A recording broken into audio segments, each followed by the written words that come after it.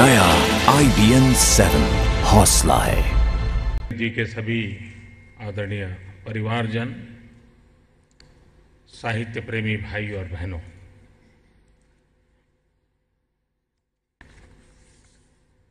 ये मेरा सौभाग्य है कि आज शब्द ब्रह्म की इस उपासना के पर्व पर मुझे भी पुजारी बनकर के शरीक होने का आप लोगों ने सौभाग्य दिया है।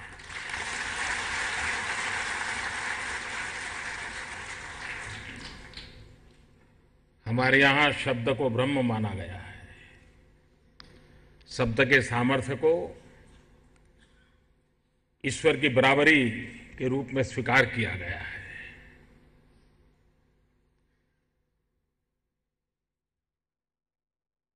किसी रचना के 50 वर्ष मनाना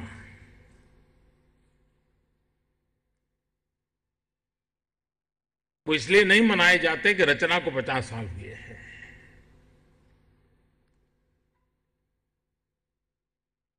लेकिन 50 साल के बाद भी उस रचना ने हमें जिंदा रखा है।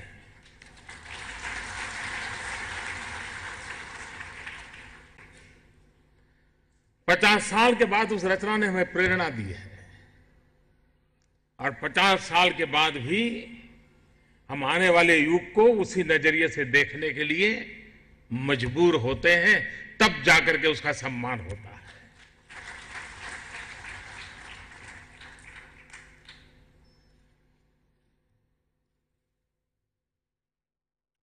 जिनको आज के युग में हम साहित्यकार कहते हैं, क्योंकि वो साहित्य की रचना करते हैं, लेकिन दरअसल एक ऋषि तुल्य जीवन होते हैं। जो हम वेद और उपनिषद में ऋषियों के विषय में पढ़ते हैं, वे युग के ऋषि होते हैं और ऋषि के नाते वे दृष्टा होते हैं। वो समाज को भली भांति देखते भी हैं, तोलते भी हैं, तराशते भी हैं और हमें उसी में से रास्ता खोज करके भी देते हैं। दिनकर जी का पूरा साहित्य खेत और खलिहान से निकला है, गांव और गरीब से निकला है और बहुत से साहित्यिक रचनाएं ऐसी होती हैं जो किसी को न किसी को तो स्पर्श करती है। कभी को युवा को स्पर्श करे, कभी बड़ों को स्पर्श करे, कभी पुरुष को स्पर्श करे, कभी नारी को स्पर्श करे, कभी किसी भूभाग को, किसी घटना को स्पर्श करे। लेकिन बहुत कम ऐसी रचनाएं होती हैं जो अबाल वृद्ध सबको स्पर्श करती हो, जो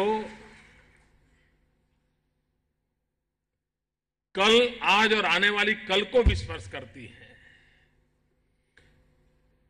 वो न सिर्फ उसको पढ़ने वालों को स्पर्श करती हैं, लेकिन उसकी गूंज आने वाली पीढ़ियों के लिए भी स्पर्श करने का सामर्थ्य रखती है। दिनकर जी की ये सौगात हमें वो ताकत देती है।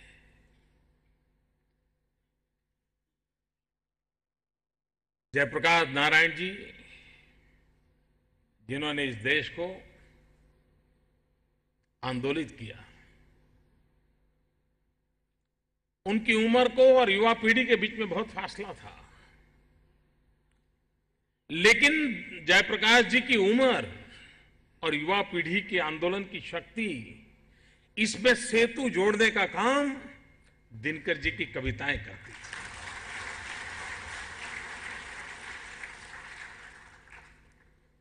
हर किसी को मालूम है, भ्रष्टाचार के खिलाफ जब लड़ाई चली तो यही तो दिनकर जी की कविता थी जो अभी प्रसून जी गा रहे थे। वही तो कविता थी जो नौजवानों को जगाती थी। पूरे देश को उसने जगा दिया था। और उस अर्थ में वे समाज को हर बार चुप बैठने नहीं देते थे। और जब तक समाज सोया है वो चैन से सो नहीं सकते थे। वे समाज को जगाए रखना चाहते थे, उसकी चेतना को, उसके अंतर्मन को आंदोलित करने के लिए वो सिर्फ अपने मनोभावों की अभिव्यक्ति कर करके मुक्ति नहीं अनुभवते थे। वे चाहते थे जो भीतर उनके आग है वो आग चहु और पहुंचे। और वो ये नहीं चाहते थे कि वो आग जला दें, वो चाहते थे वो आग एक रोशनी बने जो आने वाले रास्तों के लिए पथदर्शक बने। ये बहुत कम होता है। मैं सरस्वती का पुजारी हूं और इसलिए कोई शब्द किस प्रकार से जीवन को बदल देता है उस ताकत को मैं भली भांति अनुभव सकता हूं। एक पुजारी के नाते मुझे मालूम है, एक उपासक के नाते मुझे मालूम है। और उस अर्थ में दिनकर जी ने अनमोल हमें सौगात दी है। इस सौगात को आने वाले समय में हमारी नई पीढ़ी को हम कैसे पहुंचाएं। कभी कभार हम शायद इस देश में हर एक पीढ़ी के हजारों ऐसे कवि होंगे या साहित्य प्रेमी होंगे, हजारों की तादाद में होंगे, ऐसा मैं मानता हूं, जो दिनकर जी की कविताएं मुखपाठ लगातार बोल सकते होंगे, बोलते होंगे। ये छोटी बात नहीं है। जैसे कुछ लोग रामायण महाभारत वेद उपनिषद उसकी श्लोक वगैरह जिस प्रकार से मुखपाठ बोलते हैं, वैसे दिनकर जी के शब्दों के पीछे रममाण हुए हजारों लोग मिलेंगे हमें। और उनको उसी में आनंद आता है। उनको लगता है कि मैं दिनकर जी की बात पहुंचाऊं, मेरी बात लोग माने ना माने, दिनकर जी की बात दुनिया मानेगी।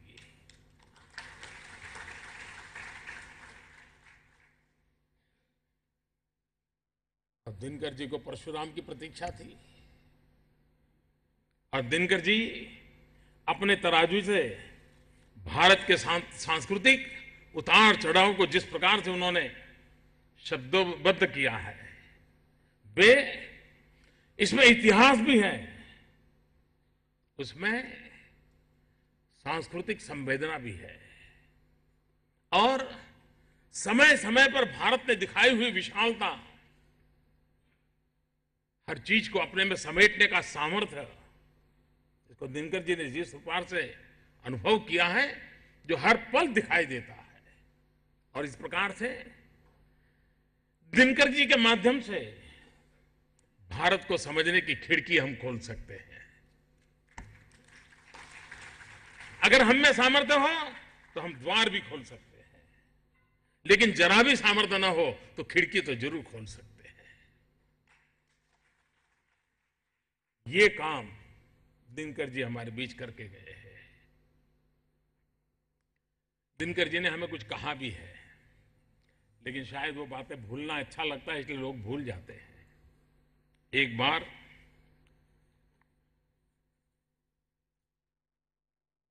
बुराइयां समाज में आती रहती है, हर बार आती रहती है, हर युग में अलग अलग प्रकार की आती हैं।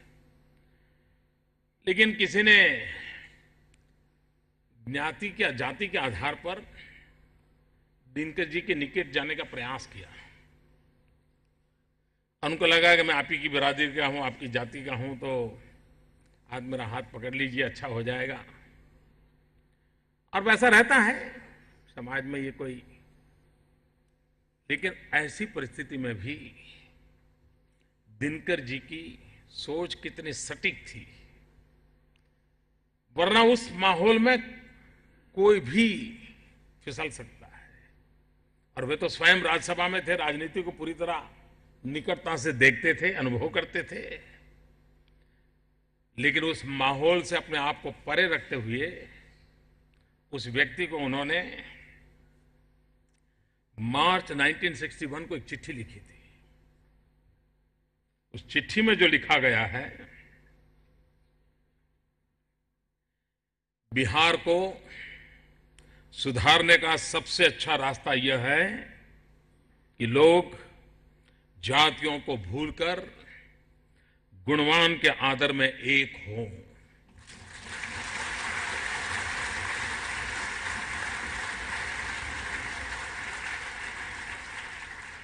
याद रखिए कि एक या दो जातियों के समर्थन से राज नहीं चलता, वह बहुतों के समर्थन से चलता है। यदि जातिवाद से हम ऊपर नहीं उठे तो बिहार का सार्वजनिक जीवन गल जाएगा। मार्च 1961 में लिखी हुई चिट्ठी आज बिहार के लिए आज भी उतना ही जागतिक संदेश है। यह किसी राजनीति से परिचित व्यक्ति के शब्द नहीं है, एक किसी शब्द साधक के शब्द नहीं है, एक किसी साहित्य में रुचि रखने वाले सर्जक के शब्द नहीं है, एक ऋषि तुल्य व्यक्ति के शब्द है जिसको आने वाली कल दिखाई देती है और जिसके दिल में बिहार की आने वाली कल की चिंता सवार है। और तब जाकर के शब्द अपने ही समाज के व्यक्ति को स्पष्ट शब्दों में कहने की ताकत। बिहार को आगे ले जाना है, बिहार को आगे बढ़ाना है। और ये बात मान के चलिए, हिंदुस्तान का पूर्वी हिस्सा अगर आगे नहीं बढ़ेगा तो भारत माता कभी आगे नहीं बढ़ सकती। भारत का पश्चिमी छोर, वहां कितनी ही लक्ष्मी की वर्षा क्यों न होती हो, लेकिन पूरब से सरस्वती का संदेश का मेल नहीं होता तो मेरी पूरी भारत माता उजागर नहीं हो सकती। और इसलिए हमारा सपना है कि पूर्वी हिंदुस्तान कम से कम पश्चिम की बराबरी में तो आ जाए, कोई कारण नहीं पीछे रहे। अगर बिहार आगे बढ़ता है, बंगाल आगे बढ़ता है, असम आगे बढ़ता है, पूर्वी उत्तर प्रदेश आगे बढ़ता है, नॉर्थ ईस्ट आगे बढ़ता है, सारी दुनिया देखती रह जाएगी हिंदुस्तान की तरह आगे बढ़ रहा है। दिनकर जी का भी सपना था बिहार आगे बढ़े, बिहार तेजस्वी ओजस्वी, ये बिहार संपन्न भी हो, बिहार को तेज और ओज उछे किसी से किराए पर लेने की जरूरत नहीं, उसके पास है।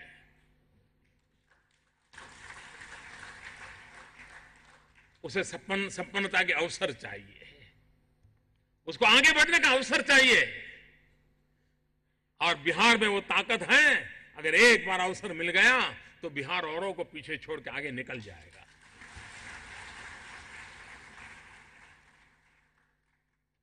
हम दिनकर जी के इन सपनों को पूरा करने के लिए प्रतिबद्ध है। और उनकी साहित्य रचना की 50 साल की यात्रा आज भी हमें कुछ करने की प्रेरणा देती है, सिर्फ गीत गुनगुनाने की नहीं, हमें कुछ कर दिखलाने की प्रेरणा देती है। और इसलिए आज दिनकर जी के स्मरण करते हुए, उनकी साहित्य रचना का स्मरण करते हुए इस सभागृह में हम फिर से एक बार अपने आप को संकल्पबद्ध करने का अवसर के रूप में उसे देखें और उस संकल्प की पूर्ति के लिए दिनकर जी के आशीर्वाद हम सब पर बने रहें, और बिहार के सपनों को पूरा करने के लिए सामर्थ्य के साथ हम आगे बढ़े। इसी एक अपेक्षा के साथ आप सबके बीच आने का मुझे अवसर मिला, परिवारजनों को प्रणाम करने का अवसर मिला। मैं अपने आप को बहुत बड़ा सौभाग्य मानता हूं।